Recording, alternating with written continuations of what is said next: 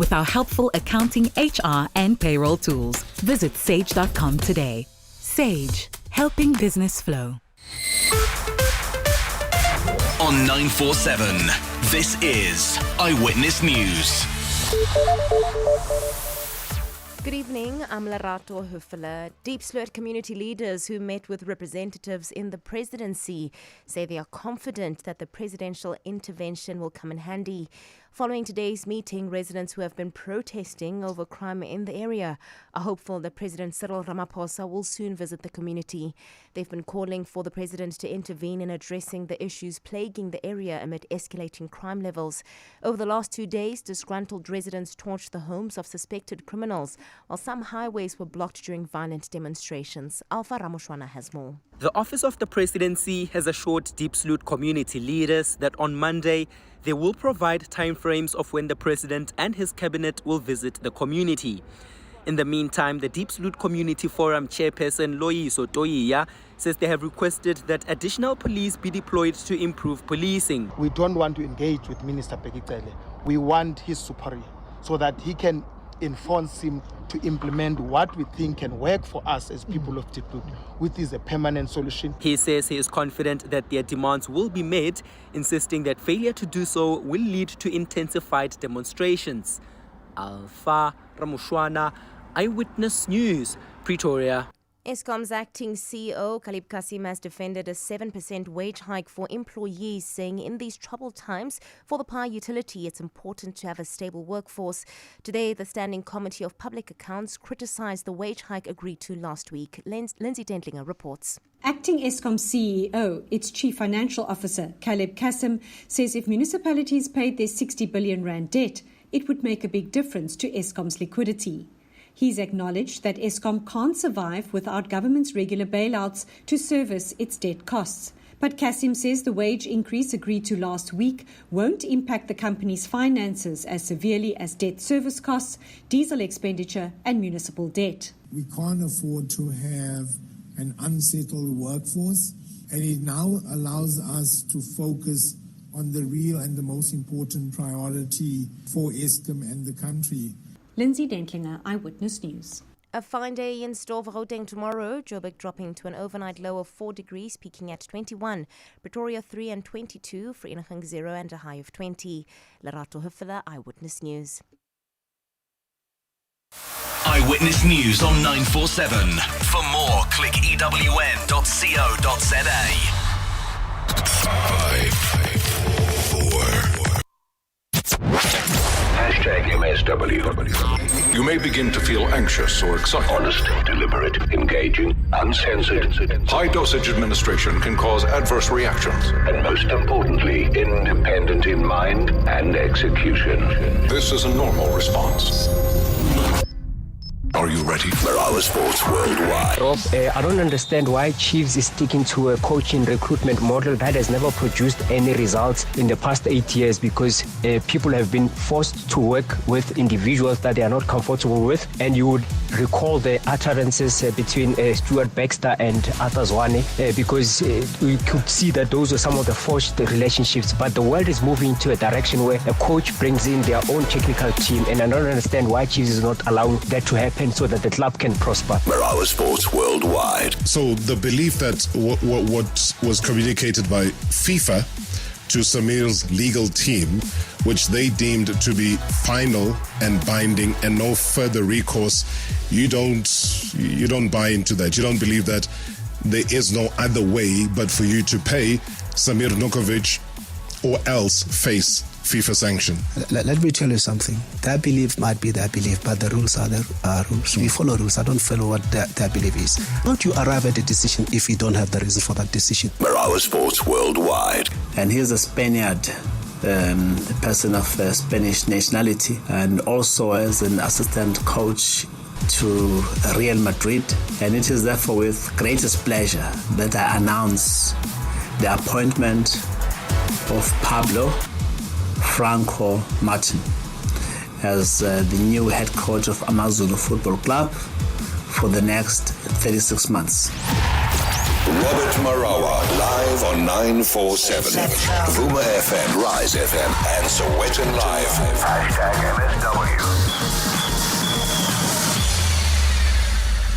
#MSW. On field, obviously, there was a significant racial slur directed at one of the players.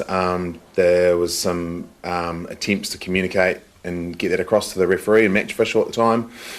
Further discussions at half-time around what had taken place. There'd been a number of witnesses had seen and heard it, and a decision not to return to the field of play. I think it's something the team was really resolute on and really unified on, given the significance of what had been said. Ultimately, football has a big problem. It's got a problem globally in the professional game and the international game that needs to be confronted. There are steps being made, but clearly they aren't making enough inroads. At one point in time, leaders from our country who play for our team took a step that's made the world step up and take notice, and more needs to be done. So I'm deeply proud. I've seen some mixed reaction on all this of, look, we should just carry on, these things happen. That's part of the problem. I don't have any time for the idea that this type of event should occur in the field of play or from spectators or whoever. So moves need to be taken to change the game for the benefit of everyone. So I'm proud of where we're at, and I think we should challenge people who say we should just get on with it. Absolutely, this has happened previously. I think, unfortunately, racial abuse takes place on sports fields around the world all the time. So for our team to have taken this stand and taken this leadership position, I'm really proud.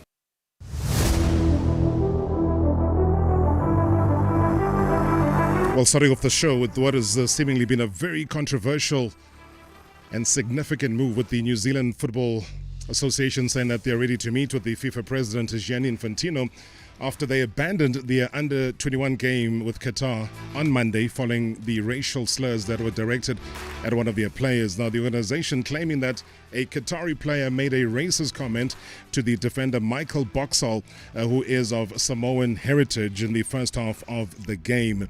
That was the voice there of the New Zealand Football Chief Executive Andrew Pragnell, saying that he has no time for people who suggest that the players should have just got on with it, and is calling on FIFA to do something a little bit more to stamp out racism. But in response to that, somebody quite familiar as well to South Africa, the Qatari football manager, that is Carlos Queiroz, saying that New Zealand, they abandoned their under-21 game in Austria without any witnesses to an alleged racist incident between these two players. Pat, in all the test match wins you've been a part of, where does that one rank? Is it number one? Number one, yeah. Yeah, absolutely. Start of an Ashes series, number one. Yeah, I would be lying if I said it didn't. Yeah, we've been on the other side of it last series, so I think, just what a wonderful test match, really hard fought, and it's one of those ones when, you're on the other side of it, really hurts, feels like one that got away, so it's a pretty happy dressing room in there at the moment to be 1-0 up in the series, and a lot of those guys were there at Headingley, so to feel like we clinched one kind of that perhaps was out of our grasp there for a little while, it's pretty satisfying. Probably when we got down to about 10 or so, I thought, or maybe 16 or something, then we needed like 2 runs and over, and I felt pretty confident, but it felt like from almost the first session of day one, it was 50-50 the whole way along. Like it never felt like it swung too far one way or the other. And I reckon that was the same until about, 15-20 minutes ago. It just felt 50-50 the whole match. Yeah, that was Ben Stokes saying that he felt devastated by England's dramatic 2-wicket defeat in the first Ashes test, but also insisting that the aggressive approach could yet secure a series win over Australia. Our guest is here. She's in studio. I'll tell you more about her in a second. Previously on Marawa Sports Worldwide. Post editor towards the Sitube. What would you say has been your standout story in since the weekend up until now? It's something that I'm working on. Kaizer Chiefs related as well. So player related? Yeah, player related. Yes. Outgoing or incoming? Incoming. International or local? No, you take me too far. No, not at all. We're playing a mild formation here. International or local? Local. From a big club? No. Small club. A relegated club? No, not relegated. From the coast or inland? Inland. Gauteng or Pretoria, which is the same thing. Joburg or Pretoria? South Africa. Hashtag MSW. Hashtag MSW.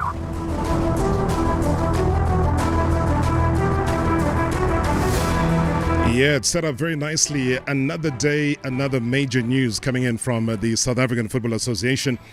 Now, if you remember this man, I bet you do. SAFA's President Danny Jordaan's former associate, that is Russell Paul, is said to be returning to the body as a CEO in the country's bid to host the 2027 FIFA Women's World Cup. Now, Paul, a former acting CEO at SAFA, is expected to be announced as the head of the country's bidding committee for the 2027 showpiece. Now, you'll remember that Paul left SAFA, that was back in November 2019, to be part of the organizational team for the Qatar 2022 World Cup, where he was believed to have been appointed as a tournament director. So let's quickly dissect this rather very interesting development that has raised a lot of eyebrows on how inspired Paul's return, in inverted commas, decision has been. And many are asking, and this is, being the Women's World Cup, shouldn't there have been a female CEO appointed instead? So let's do a bit of digging here. But for now, let's get to the thoughts of a lady, a woman who was and continues to be no stranger to South African women's football and also SAFA administration, Umam Ria Ledwaba, who is with us in studio. Ledwaba, welcome to the show. Good to see you. Good evening, and I'm happy to be here. Are you happy? We haven't seen you in a while. Well, I am alive, as you can see, and good evening to your listeners. I am out there. Yeah. I'm currently busy with the Legends in Limpopo. Remember, I've been appointed the head of women in football, in sports, in the Sports Confederation in Limpopo. So I took a decision to assist the Legends to start something for themselves, to unite themselves, to be structural, to belong to a structure. And we started with, let's organize a tournament where legends can start speaking to each other. They can start, and the tournament is happening on Saturday. This coming Saturday. But what are you finding? Is it succeeding? Are they learning a little bit more about what you want from them administratively? I think so. I think my advice to the team was that they should get an endorsement from the SAFA region, Capricorn, which they have a letter, and they went to the Sports Confederation, they got an endorsement, then they went to government, and government is on board. I actually sent you a statement from government, right. Department of Sports, actually supporting the tournament. It's just to make sure that we take care of our legends and we create platforms for them to operate. Now, I know that a lot of people would have thought that after the debacle around the SAFA presidency that, Mam Ria Ledwaba will be, as they call it, gatful, and she would not want to continue any further serving in whatever structures. But here you are, announcing something quite significant if people didn't know about what you were doing. And it shows the mindset of the person that you are about your wanting to give back to the sport. So that didn't upset you too much to not be doing what you're doing now. No, not at all, Marawa. I am a servant of football. I've been a servant throughout. I never went into football for money. I went to football to serve, to make sure that the standard of our football improves in our country. That's what I've been working around. I took the club from Norway to the Premier League, and that's what I did. And I will continue to do that in where I am appreciated, of course. Where I will be appreciated, where I will be asked to serve, I will still serve. And that's her serving as a woman and sport coordinator in Limpopo, the Sports Confederation. No regrets. No, not at all. I had a very successful meeting with the women, the 33 federations in Limpopo, not necessarily football.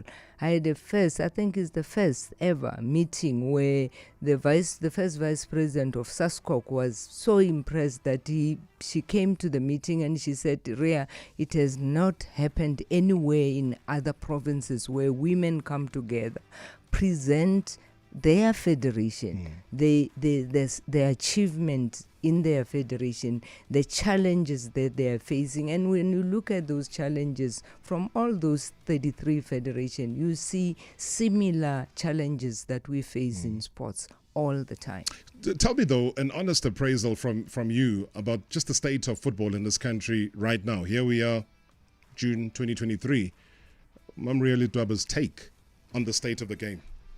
You see, my concern with South African Football Association is governance. Yeah. You know, I just don't believe there is any governance.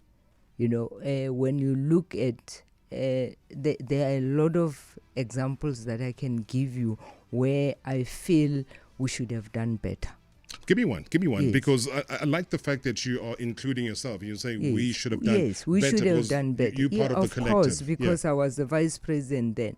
Let me take you to the Legacy Trust. That left over 600 million rand. That's the FIFA 2010. Yes. We're not even like 30 years.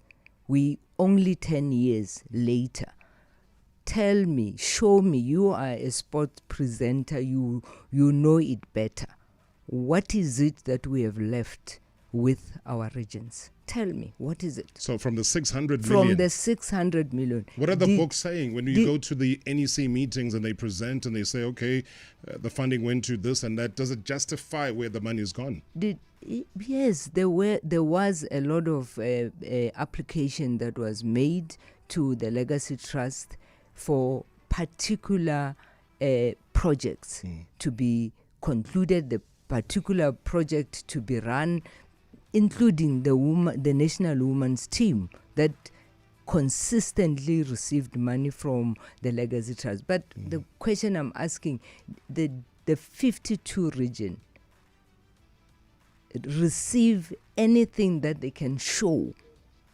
I'm not talking about receiving 250 or 150. I'm talking about the legacy that you can see in the regions. I don't know if there's any region that has got an office, a regional SAFA office. So where do they run the business then of the regional football?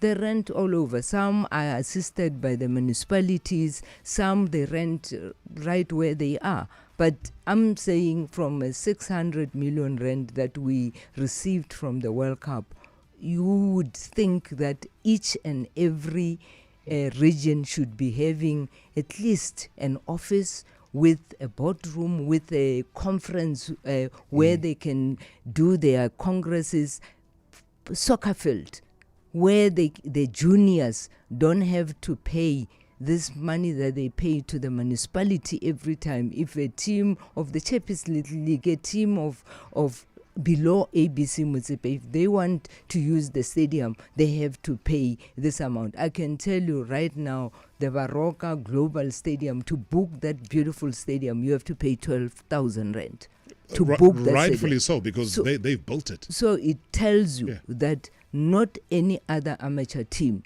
can play there, because they would not have that kind of money to be able to pay there. So from your knowledge, though, Ria, is that 600 million rand legacy trust fund from FIFA, how much is left? Nothing.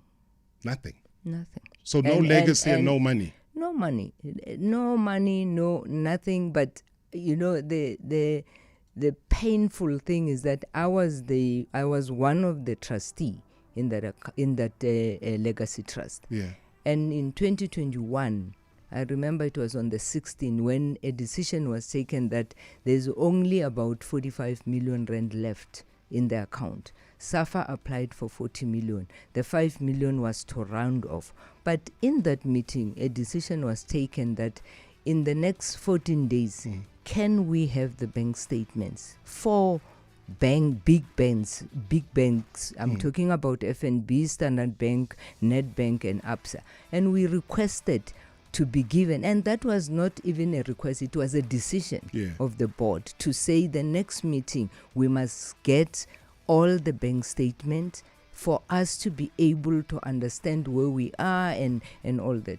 And what happens? The next meeting, the president comes to the NEC and say, I received a call from FIFA that all the board members from SAFA must be removed. And were removed.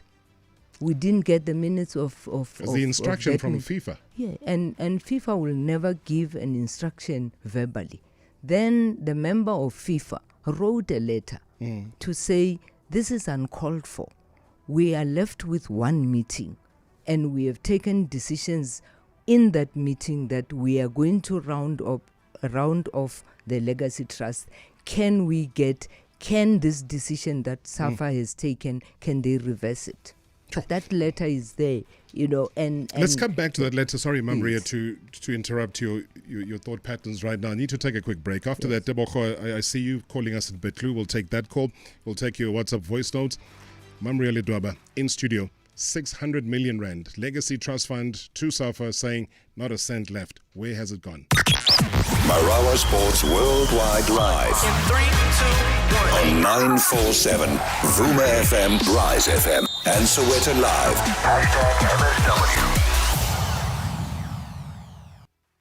#MSW. Introducing the Spice Bouquet, your ultimate getaway to the vibrant world of Indian entertainment.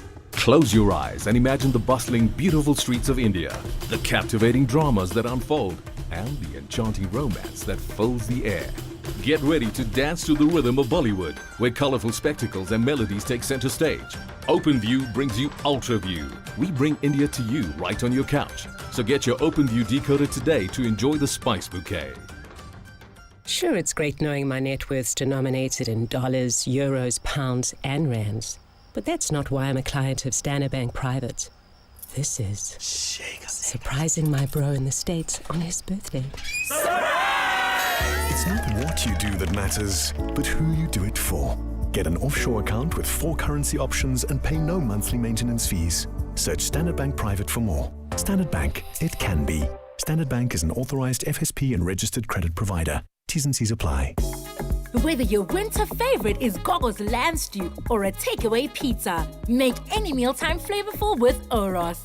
Hurry to your nearest store, buy any 1 liter and 2 liter of your favorite Oros flavors, and you're guaranteed to win instant prizes like airtime, data, and meal vouchers. Check out our socials or in-store for more details. Competition ends 31 July 2023.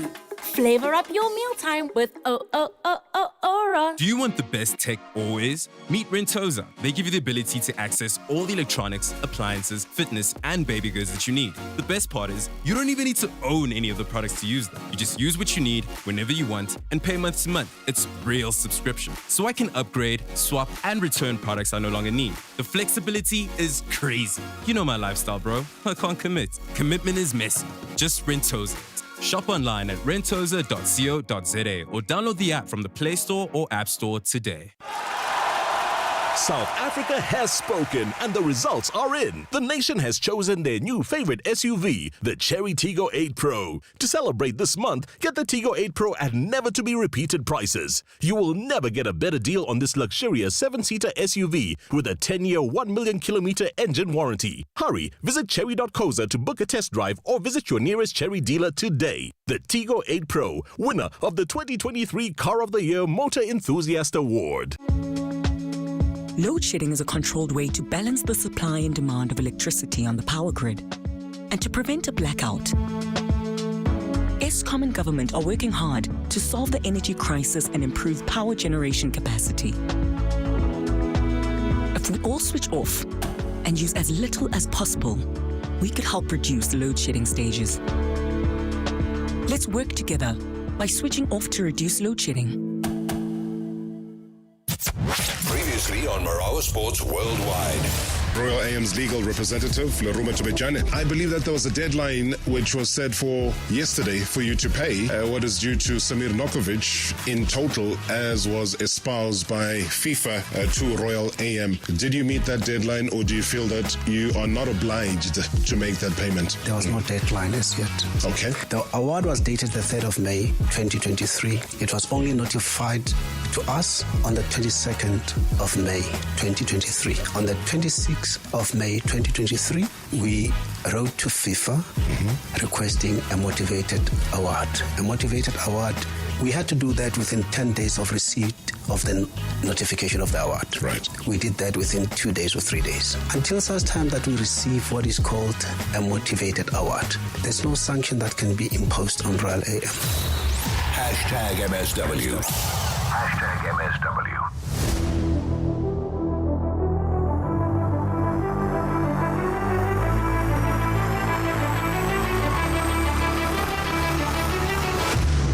"25 minutes after the hour, you're listening to Marawa Sports Worldwide. Hashtag MSW. Live on 947, live on Vuma FM, Rise FM, and on Sowetan Live. If you're just joining us, welcome to the show. Our guest tonight, Ria Ledwaba, former SAFA Vice President and occupying a position now as far as Women in Sport Coordinator in Limpopo Sports Confederation. I'll come back to the issue of the dollars from FIFA in a second. I know Tebogo and Betlu's been holding on for a while. Thanks for your patience. Good evening. Good evening, Marawa. Good to talk to you, man. And hi, Ria. Hi. It's good to know that you guys are together in the studio, I can imagine. Just a quick question. I'm listening to the interview. It's interesting. We know all the problems at SAFA. And unfortunately, it's politics at play. I mean, look, unfortunately, we had hoped that you would ascend to the top position. It wasn't to be. So my question is that, are you still going to raise your hand because of, to raise your hand, somebody needs to, so that we can solve the problem, because of, unfortunately, democracy can be so cruel. Look at what happened, and we still have problems. Thank you. Sure. Thank you so much, Baba. I appreciate your honesty. Tebogo in Betlu, how do you respond to him? Well, I never raised my hand even then. You, as a president of an organization, you don't raise your hands. You wait for the members to approach you and say, we believe you can take this position. And if I get that request, I'll look at it, definitely. It's never been, I want to raise my hand and become a president. I've never wanted to do so. I've always waited for members to approach me and say to me, Ria, we believe you are the right person to take over. And that's what I did the last time. And with so much support that we saw, the press conference that never happened, well, yes. It happened, but without you. It was supposed to be for you and about you. And with so much support from former players, legends, leaders in society that wanted you to ascend into a higher position, don't you think that ultimately you were hard done by, shortchanged? Well, I was, Marawa, to be honest with you, there was never an opportunity for me to meet with the members.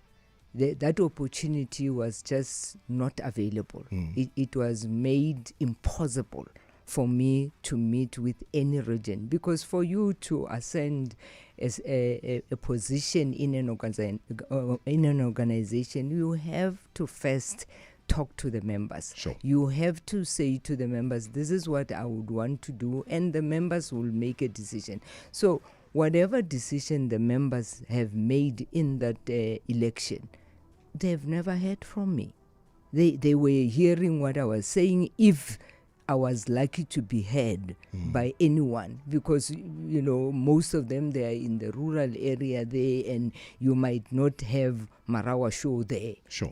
So for me, I still believe that if an opportunity was given for me to be able to speak to the members, the results would have been different.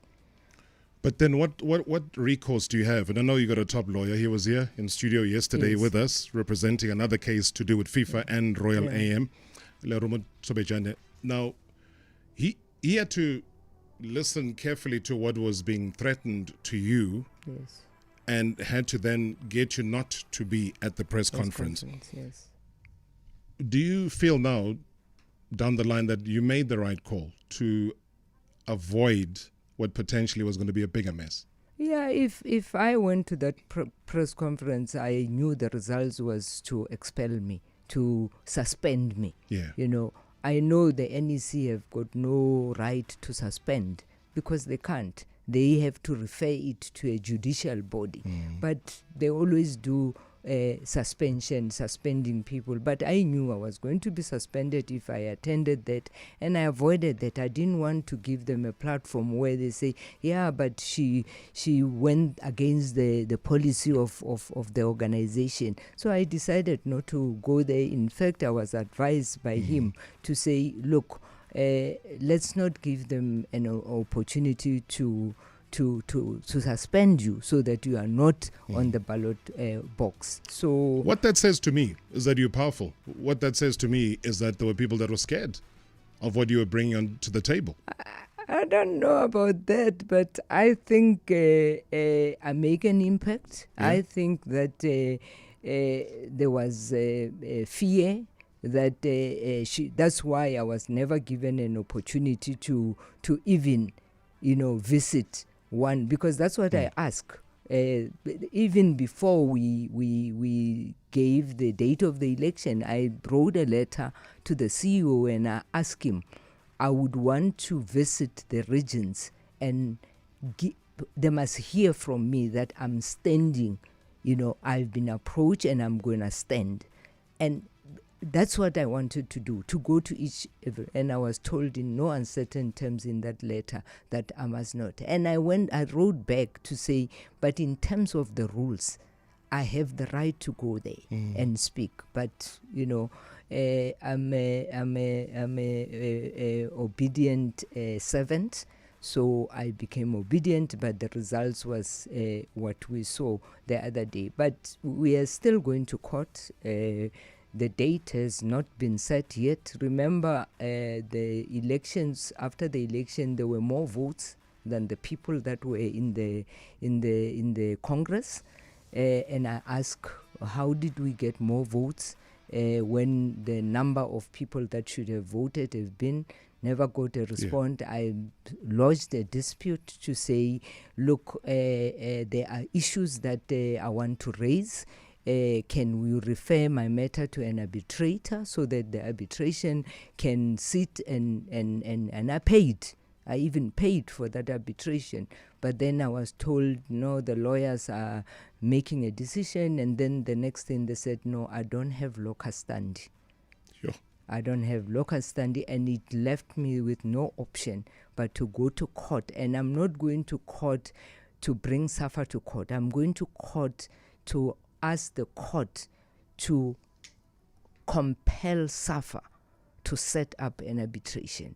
Let be an arbitrator that tells me that I don't have locus standi. It can't be the CEO, it can't be the NEC. So that's where we are currently. And when are you expecting the sitting in court to happen? Well, they are pushing for an earlier date. I would be happy to have an earlier date, but the court is not an agent matter. Yeah. Remember, we went on an agent matter, we were thrown out of the court by SAFA actually in all the 40, 50 pages saying she has the right to come to court after the election, when I wanted to make sure that the election do not happen until certain governance principle have been adhered to. Then they said in their defense, she has all the right to come to court after the election. But then after the election, I have no locus standi. I don't understand that you become a vice president after the election, you have no locus standi in SAFA. You go to FIFA rules, they tell you that any person, any individual, when you have a dispute with football, you can lodge that dispute. There's no way where they say you don't have. So supporters, how would they have locus standi, supporters of football, if they have an issue with the association? All right, digging deeper into these issues, Ria Ledwaba, former SAFA Vice President, saying that she is going to court. It's not about her taking SAFA to court, it's about her asking the court to allow and let SAFA to formulate an arbitration with an arbitrator so that she can then bring forth the objections that she does have. So I think in summary, that is what it is. I'm still very disturbed. I see on social media, actually, let me just grab the tweet that came through. Makahane says that 600 million gone. And were the oversight bodies, including government, tax money, was used for the 2010 World Cup, if everything was normal government, will have an interest on what is happening with the trust fund. So oversight, we see people from Eskom being hauled over. They have to go and account. Scope is there. They ask the questions. They ask the tough questions. And so many oversight bodies. I mean, I see Muzi as well was saying that please ask Uma Ledwaba what governance processes were in place for all of the 2010 Legacy SA project signatories on the back of the fact that in 2013, when Greg Fredericks was appointed as the Gauteng Cricket Board CEO, he was still a signatory post his departure from SAFA as 2010 Legacy Manager. So all of these facts that come up, oversight. Forensic audit is needed at SAFA, no doubt about that. But can it go back to 2010? Yeah, you go back there. The forensic audit go back then, everywhere. Where you go, you talk about 2010, 2009, 2008. It's how it works when public funds has not been utilized for what it should have been utilized for. And I'm Marawa. I'm very concerned about the issue of governance in SAFA, and the Legacy Trust is just one that we have already spoken about, and we are pursuing that also to make sure that money that was supposed to have gone to the regions that have never reached the regions and was applied.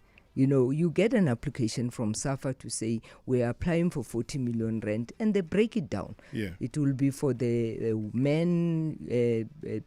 regional men and women's league. It is for the HPC. It is for the National Women's League. The amount has been reduced. What they were getting after you received a 10 million rand from the Legacy Trust, but you still get them not getting as much as that. But I'm saying, where did that, because that's the money that I was there when it was applied, and when we wanted to know, the final report would have told us that, but we were removed from the Legacy Trust, you know, and unconstitutionally so.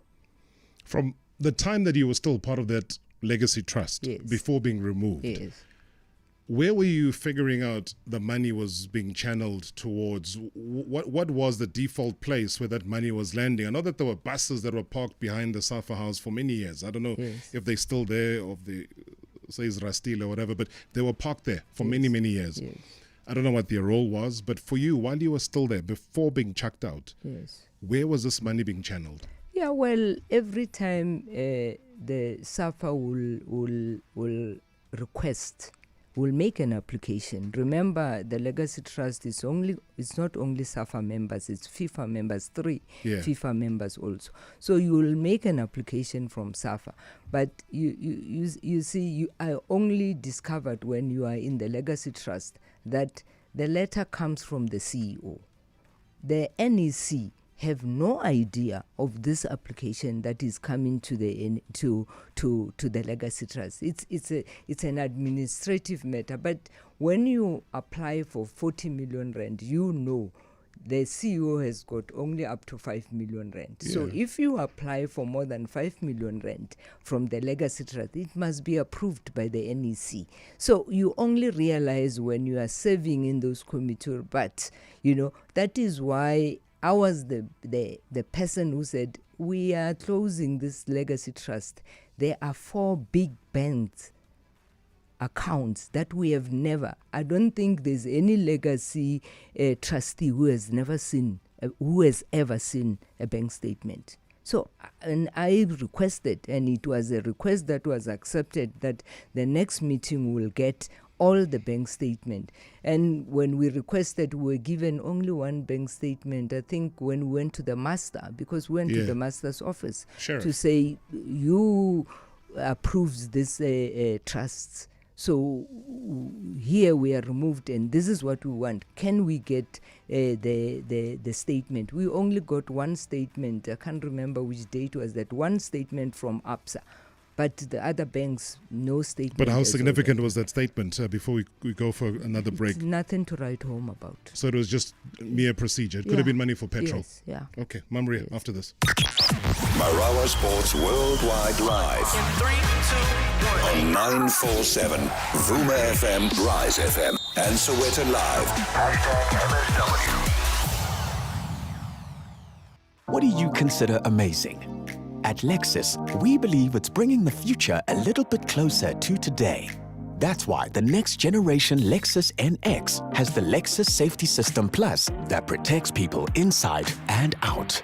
A driver-focused cockpit with a 14-inch touchscreen. And Hey Lexus, a virtual assistant that reacts intuitively to you.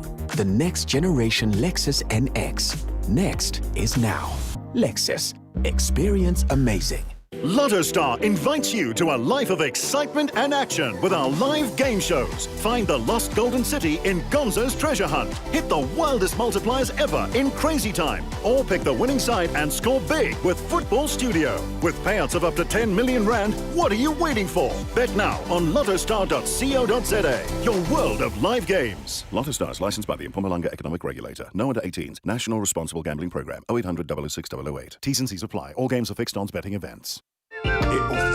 So you know Officini. I like to give AMA employees AMA advice. When Mpo had relationship problems, I told him to take Ube on e-vacation and use his 12 free domestic airport lounge visits, because for every year now, he'll also pay 0 monthly credit card and overdraft service fees with his Nedbank My Goals Premium account. Feel me, voice man? I feel you, boss man. Open your My Goals Premium account at nedbank.co.za now. See money differently. Nedbank. We're a licensed FSP and registered credit provider. T's and C's apply. Psst. Welcome to your throwback. Let's go way back to Jan, when you could sign an invisible bill in the air as a signal for your waiter to bring it. Or when you broke bread with friends, literally, because the bread was the starter. Shh.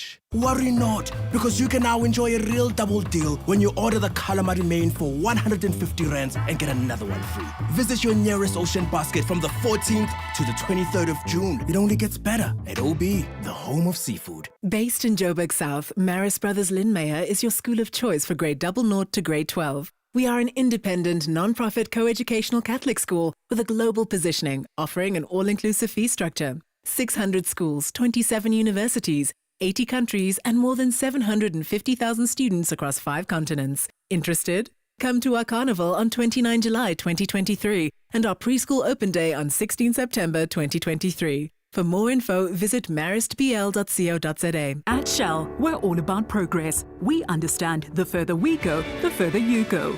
New Shell Fuel Safe is designed to give you better fuel economy so you can drive further, making sure there's always more left in your tank. 15 kilometers more to be exact, because when efficiency matters, so does what you fill up in your tank.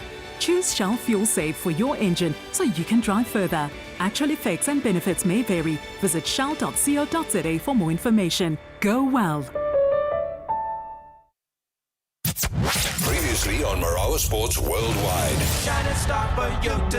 Talking about a champion, hard work, commitment, endurance, and that's the story of Donald Rampadi. He's now a world number 4, a Roland Garros Grand Slam champion. I hope all this, whatever that is happening right now, started long ago, because obviously I've been getting results, but just the difference is just now got to win the Grand Slam. So yeah. So you feel that it had to take something as massive as this for then your name to pop up? I've been winning and wondering why not getting all these interviews. Only to realize that I actually had to win the big one to be realized. So we should all be part of your journey from the early stages, seeing the potential and then running with you, and not only claiming you when you're a champion. It is what it is. There's nothing I can say, to be honest. Shining star for you to see what your life can truly be. #MSW.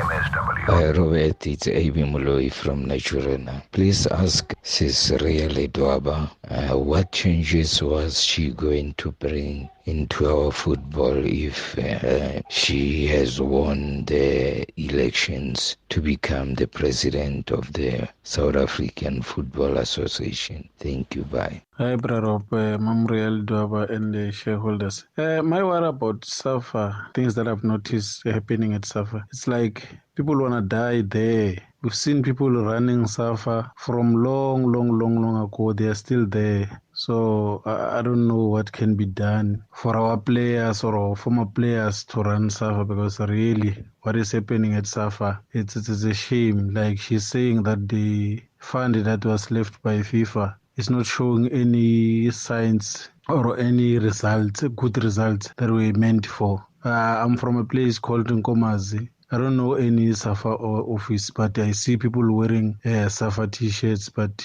you'll never know where do they operate. Thanks, it's Petros from Block A. Mam Ria, I just want to thank you for the instrumental role that you've played in giving rise to women's football, and I believe you are a perfect candidate to serve in that local organizing committee if we want to host a successful Women's World Cup or bid for it for that matter. And I just hope that you guys will put your differences aside with Danny Jordaan for the benefit of the country, because bringing a male candidate in a country where females are not given opportunity to thrive, I think it will be a set indictment, and it will take us into a very questionable direction, because there are capable women in this country who can serve and drive our bid. You're looking at the likes of Nomsama Hlangu and Cecilia Molekwan, who I believe is going to deliver a successful Women's World Cup. And I think these are the people that we can bring in to formulate a team that will help us bid for this World Cup. Thank you so much, Tebogoye. Tebogo, thank you so much indeed. Let's shoot straight into it here. Limited time left, all of 11 minutes with Mam Ria Ledwaba. A lot has been uncovered, a lot has been revealed in this interview. She's a former SAFA Vice President.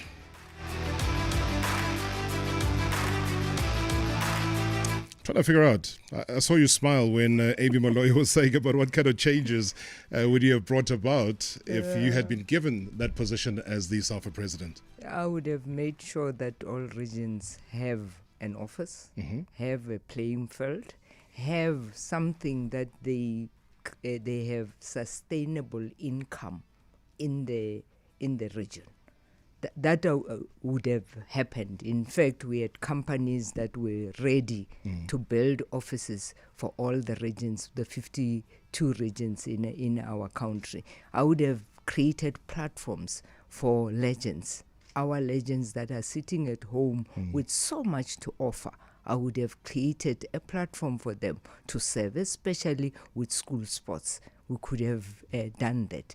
So there are many things that could have happened. We could have created an atmosphere for women's football to get sponsors, not to be part of the Bafana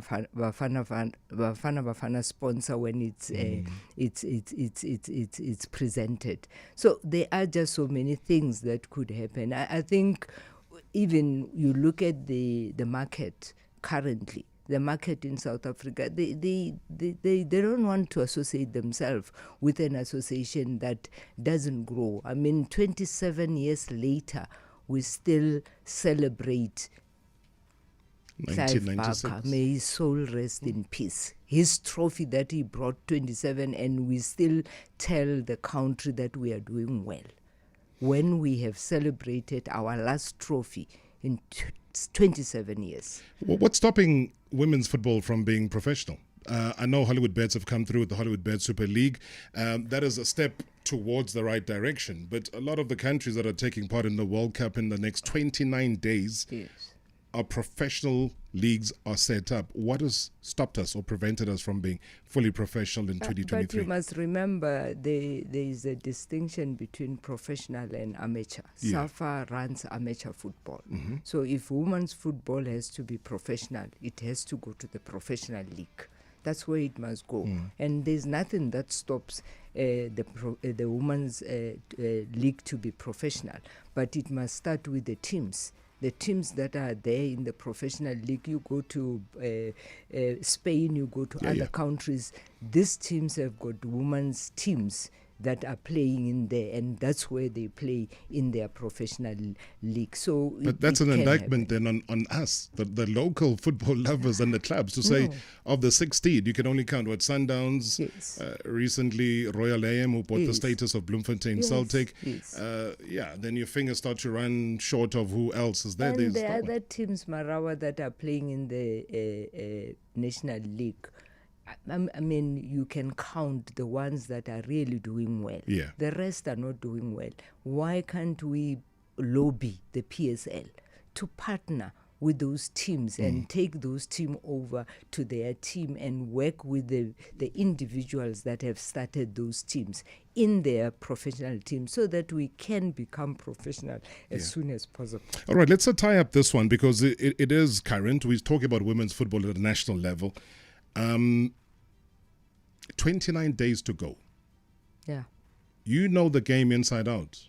Banyana are here in the country. Yeah. They haven't left. They haven't gone to acclimatize. They haven't been to get a feel of the conditions. Are they doing the right thing? Are they going about it the right way? Not at all. I've listened to Desiree on one show. She was complaining about no lack of friendly games. But remember, I think South Africans should know that when you qualify for the World Cup, FIFA provide you with funds for preparations. So ask yourself, if FIFA has provided, I don't know how much is it now, but if FIFA send that money to the federation, what happened to that money when Banyana are still in the country? You know the weather, when you go out there, you find it's cold or it's hot, then the girls start getting sick and they are not ready for the game to start. I don't know when they are leaving the country to be there to just have a feel of the weather where they are going to be playing. But it's totally unacceptable that we have never seen them playing a lot of friendlies that they should have been preparing themselves, because there is a funds that has been provided by FIFA for them to prepare for the World Cup. So you ask yourself, those are the things that you ask yourself, why would you have money for a particular project and that money is not utilized for that particular? Because you can't tell me they are going to have, when are they going to have a friendly? With which country right now? I'm sure when you want friendlies, every country somewhere else, they're practicing near to New Zealand and Australia.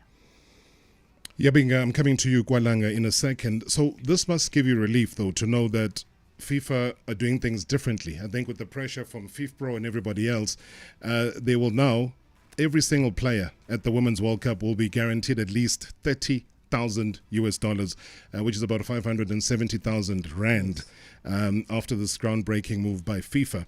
So the 23 members who win the World Cup will get 5 million rand, an equivalent, etc. But you know, for the ladies to know when they get on that flight to leave, they're already being accounted for, that regardless of whatever happens in your bank account, you're going to have 570,000 rand. Surely that is a positive move for women's soccer, given its growth. Well, Marawa, they qualified for the World Cup there is a prize for qualifying. There's a prize for preparation. There's a prize for Africa Cup of Nations winner. Yeah. And we were told the girls will receive. Did they receive that money? All that money from FIFA or from the government? From SAFA. Remember, FIFA will not give the money to the girls. They will give the money to SAFA. Yeah. The preparation money will go to SAFA. The prize money for qualifying will go to SAFA. The African Cup of Nations prize money will go to SAFA. But did anybody bother to ask whether the money and government, remember the presentation that was made. The minister there, the airport presented a check to say this is how much they're going to get from government. And government will definitely not give the girls, will give SAFA that money. How much did the girls receive from all this? But from your knowledge, what can you tell us though? Because I don't know. Those big checks are just cardboard and I have marking no pen. idea how much. I thought the media will follow up and check. So you're giving us homework. Should we follow up? Of course, Okay. you should follow up All right. and say how much did they get. There is a 2 million rand that was paid 3 years ago by the Department of Sports for the summit. Football summit that has been spoken about. I spoke to one of the when ladies. When is the summit happening? The money was deposited into SAFA account. Where is that money? When? Where is this big hole then happening at SAFA? I So don't if there's know. 600 million, if there's money from government that's coming through, money from FIFA, but that money never lands anywhere. It is there, but it's unaccounted for. You don't want to be pointing fingers. I said the forensic audit will give us the picture of what SAFA is all about. Let me go we to are going Kwalang. to the World Cup now. There's a bid. Yeah, I want to come to that before we go. Yabinga and Kwalanga, good evening. Good evening, Rob. Good evening to Ria. Without us. She's good. Go ahead, please, Bob. She's just fixing something. Yeah. You know what, Rob? Ne? I remember. I think I remember when there were the last SAFA presidential elections. You know, there was all the campaigning and all of that, and particularly there were ANC Women's League women who were supporting Danny Jordaan, you know. I would like to know, from them, what is it that they know about South African football? How is the South African football run? Because I mean, they out of nowhere, they came out and supported Johnny Jordaan, and we understand, and we know actually. And look, Ria, the depth of her understanding of South African football administration issues, I would like to hear from the Women's League, because our football is in tatters, is in a mess. The development of football in South Africa is in a mess, and here they come. When it comes to election, they support Johnny. On what basis, really? On what basis?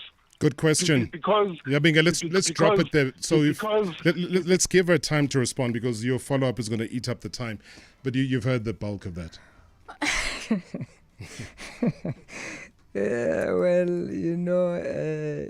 It's I don't know, Marawa. Maybe there must be a show where you bring the president of the organization and let's have a show. Would you be part of that show? I will want to be part of it. Who else would you want to be part of it? I want the president of SAFA to be there. One-on-one. One of the NEC members to be there, and talk about SAFA. Talk about SAFA. You can even call, you can't have an organization that you have so many vice presidents that are not part of the organization. The moment they are out of your system, then you cannot use them for any other matter. I like one of your callers who said, can the leadership of SAFA put their personal differences aside and work towards making SAFA, taking SAFA to another level, let me say so. But how would we do that when all of these years they've been accused of doing the same thing, saying that old crocs, they love it there. When they enter, they never leave. Maybe the bank accounts swell a little bit more. One-man show, Marawa. SAFA is a one-man show. The NEC, if they are listening to me, they know very well that they have no authority whatsoever in that NEC. So you're saying that they are ceremonial? Yeah, they're ceremonial. All right, I can guarantee you let's that. end our little ceremony. I'm sorry. I never controlled time. If I had a 600 million budget, I would extend the time. Ria, thank you so much. And the World Cup? I know. That's why I'm saying. I'm gonna get you back in studio very soon because that's an important one. It's happening in 29 days, and that's the problem. Marawa, we can't have the World Cup, the Women's World Cup bid headed by a man. It's not gonna happen. SAFA has to appoint a woman. The procedures have to be followed, governance. People have to go for interview. You can't handpick people to be on the committee. And the NEC have got no authority because the NEC represent the regions. Did the region even submit names of the people that should serve in that committee? I was in the panel of Nedbank, of netball, where they were appointing the tournament director, and I was there. I was in the panel where they where is it? Did you look at the website of SAFA? Is there any advertisement of any position of a CEO? You don't hand. So you reject Russell Paul? No, Russell Paul is a tournament director. It will be a perfect tournament director for the World Cup, which is a great opportunity. And leave it at that. Leave it at that. Okay, we let's need leave it at that. a woman for a CEO. I'm going to follow up with you on this. Thank you. Time is our enemy. Thank you so much, man. Marawa Sports Worldwide Live. In 3, 2, 1. On 947, Vuma FM, Rise FM, and Sowetan Live. #MSW.